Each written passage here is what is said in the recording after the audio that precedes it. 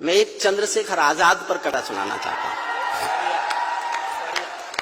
मैंने जब कविता लिखने के लिए शेखर के बारे में पढ़ा तो दो बातें मैंने ऐसी पढ़ी जो शायद आप नहीं जानते हो। एक तो यह कि शेखर को कोई अंग्रेज फौजी पहचानता नहीं था, अंग्रेजों का सैनिक। तो 725 भारतीयों को इस बात की नौकरी अंग्रेजों ने दी कि तुम चंद्रशेखर आजाद को पहचान के हमें पकड़वाओ। 725 लोग पेरोल पर थे अंग्रेजों के। और दूसरा, मैंने एक ऐसा वाक्य पढ़ा जो दुनिया में कहीं भी कभी भी किसी शहीद के मुंह से निकला नहीं है। दुनिया में सबसे अलग करता है चंद्रशेखर को, आजाद को। वो गरीब मां बाप का बेटा था।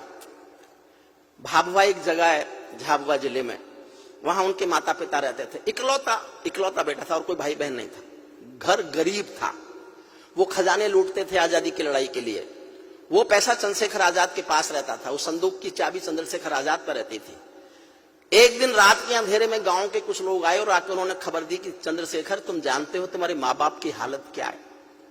घर में आटा नहीं है, रोटी बनने की नौबत नहीं है। तुम्हारे पास संदूक में लूटा हुआ पैसा है, इसमें से कम इतना पैसा तो घर भेजो कि माँ बाप रोटी खा लें। तो चंद्रशेखर आजाद दो वाक्य बोला। एक वाक्य बोला आंखों में आंसू भरकर, और एक वाक्य बोला आंखों को लाल करके। पहला वाक्य तो यह बोला, क्या माँ बाप सिर्फ मेरे हैं और क्रांतिकारियों के नहीं?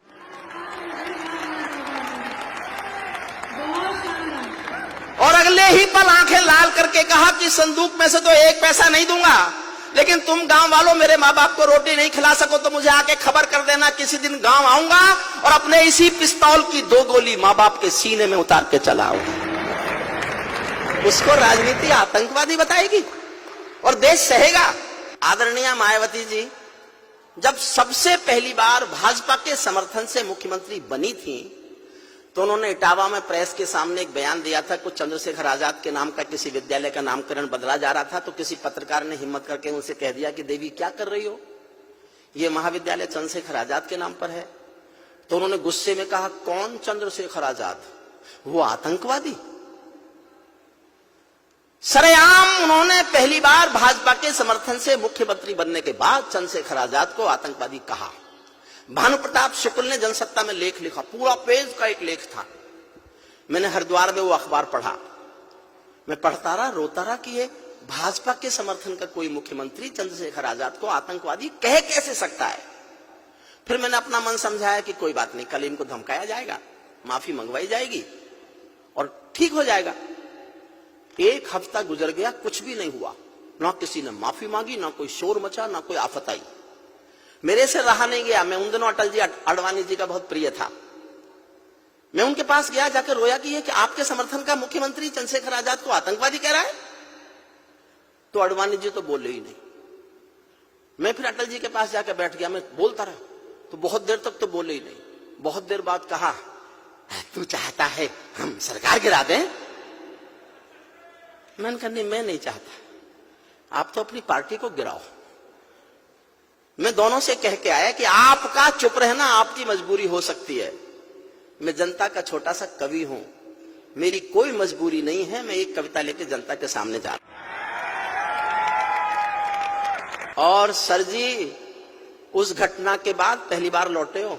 मन तो मेरा भी करता है झूमो ना चुंगाऊं मैं, मन तो मेरा भी करता है झूमू नाचूंगा हूं मैं। आजादी की सौगातों पर 100 गीत सुनाऊं मैं, लेकिन शबनम वाला वातावरण कहां से लाऊं मैं, मेघ मल्हारों वाला अंतःकरण कहां से लाऊं मैं दामन में दर्द तुम्हारे अपने लेकर बैठा हूं, मैं दामन में दर्द तुम्हारे अपने लेकर बैठा हूं। आजादी के टूटे फूटे सपने लेकर बैठा हूं। घाव जिन्होंने भारत माता को गहरे दे रखे हैं, उन लोगों को जेड सुरक्षा के पहरे दे रखे हैं, उन लोगों को जेड। ये उस समय की कविता है, अब की नहीं कर रहा। अब वालों ने तो मौका ही नहीं दिया। मैं भी 23 नवंबर को राष्ट्रपति भवन गया था, राष्ट्रपति ने बुलाया था। श्रोता थे राष्ट्रपति, उपराष्ट्रपति, प्रधानमंत्री, 4 कैबिनेट मिनिस्टर और देश के सारे राज्यपाल। उन्होंने कहा मेरे से कोई शिकायत? मैंने कहा जी एक है, आप खिलाफ लिखने का मौका ही नहीं दे रहे। इस तरह तो मेरी दुकान ही बंद हो जाएगी। जो भारत को बर्बादी की हद तक लाने वाले हैं वे ही स्वर्ण जयंती का पैगाम सुनाने वाले हैं, वे ही स्वर्ण जयंती का। कविता शुरू करता हूँ। आजादी लाने वालों का तिरस्कार तड़फाता है, बलिदानी पत्थर पर थूका बार बार तड़फाता है। इंकलाब की बलबेदी भी जिससे गौरव पाती है, आजादी में उस शेखर को भी गाली दी जाती है, आजादी में उस शेखर को भी गाली। मैंने केवल इसलिए कविता लिखी, राजनीति के लोग शहीदों का सम्मान नहीं करना चाहते, ना करें, लेकिन उनको अपमान नहीं करना चाहिए। अपमान मत कीजिए, बस मत कीजिए आप सम्मान, आपके संस्कार, लेकिन अपमान मत कीजिए। आजादी में उन बेटों को भी गाली दी जाती है। मैं दिनकर की परंपरा का चारण हूँ, भूषण की शैली का अल्प उदाहरण हूँ, इसीलिए मैं दरबारों के गीत नहीं गा सकता हूँ। मैं पीड़ा की चीखों में संगीत नहीं ला सकता हूँ। मैं पीड़ा की दिल से सुनना अच्छा लगे तो आशीष देना, मुझे आशीष नहीं भी दे सको, आंखें गीली हो तो होने देना। इससे बढ़कर और शर्म की बात नहीं हो सकती थी, इससे बढ़कर और शर्म की बात नहीं हो सकती थी। आजादी के परवानों पर घात नहीं हो सकती थी। कोई बलिदानी शेखर को आतंकी कह जाता है, पत्थर पर से नाम हटाकर कुर्सी पर रह जाता है, पत्थर पर से नाम हटाकर कुर्सी पर रह जाता है। गाली की भी कोई सीमा है, कोई मर्यादा है, ये घटना तो देशद्रोह की परिभाषा से ज्यादा है। मेरी आंखों में पानी है, सीने में चिंगारी है, राजनीति ने कुर्बानी के दिल पर ठोकर मारी है। सारे वतन पुरोधा चुप थे, कोई कहीं नहीं बोला, सारे वतन पुरोधा चुप थे, कोई कहीं नहीं बोला।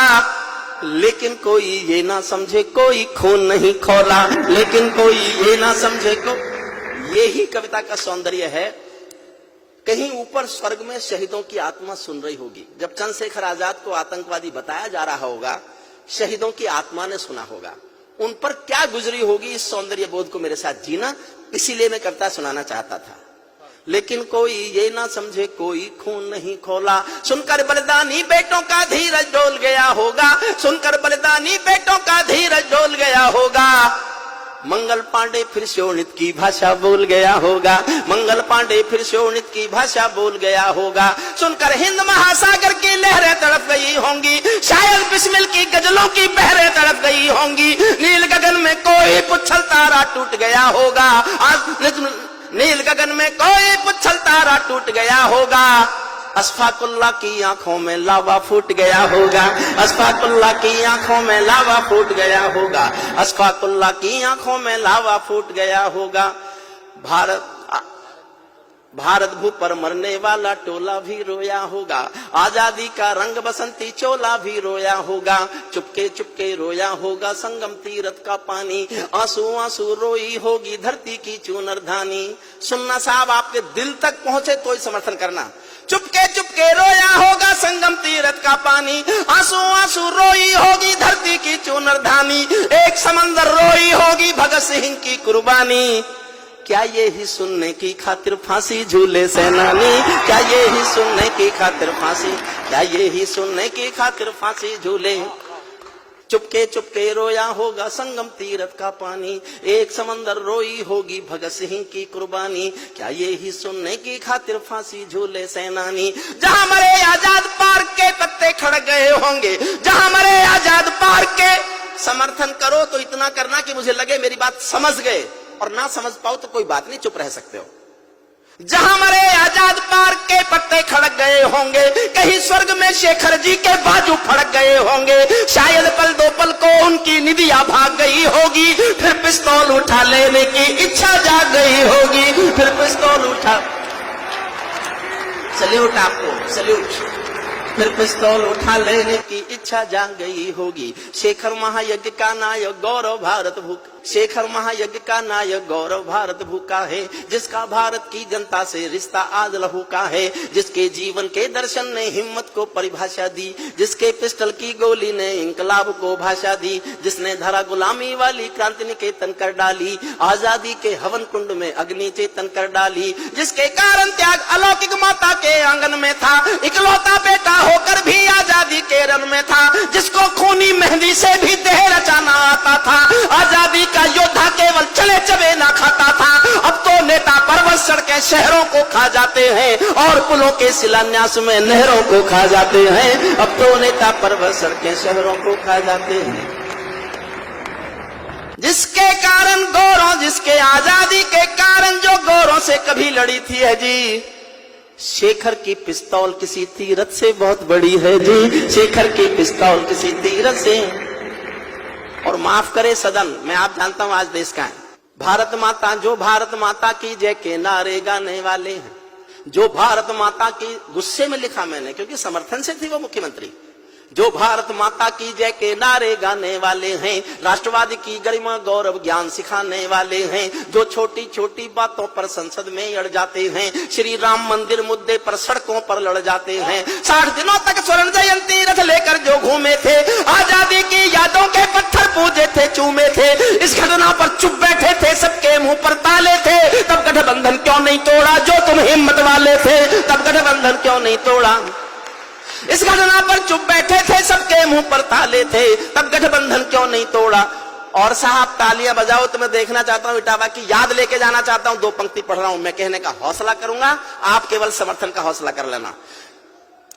सबके मुंह पर ताले थे, तब गठबंधन क्यों नहीं तोड़ा, जो तुम हिम्मत वाले थे, तुम सत्ता में शामिल थे तो टूक डांट भी सकते थे, तुम सत्ता में शामिल थे तो टूक डांट भी सकते थे, जो जीभ शहीदों पर थूके वो जीभ काट भी सकते थे, जीभ शहीदों पर थूके वो जीभ काट, जो सीने अंतिम क्षण पड़ता हूं, जो सीने पर गोली खाने को आगे बढ़ जाते थे, भारत माता की जय कहकर फांसी पर चढ़ जाते थे, जिन बेटों ने आजादी के लिए जवानी दे डाली, आजादी के हवन कुंड के लिए कहानी दे डाली, दूर गगन के तारे उनके नाम दिखाई देते हैं, दूर गगन के तारे उनके नाम दिखाई देते हैं, उनके स्मारक भी चारों धाम दिखाई देते हैं, उनके स्मारक। और कविता की सबसे अच्छी पंक्ति सुनना, उनके स्मारक भी चारों धाम दिखाई देते हैं, वे देवों की लोकसभा के अंग बने बैठे होंगे, तुम्हारी जगह कल के बासी अखबार।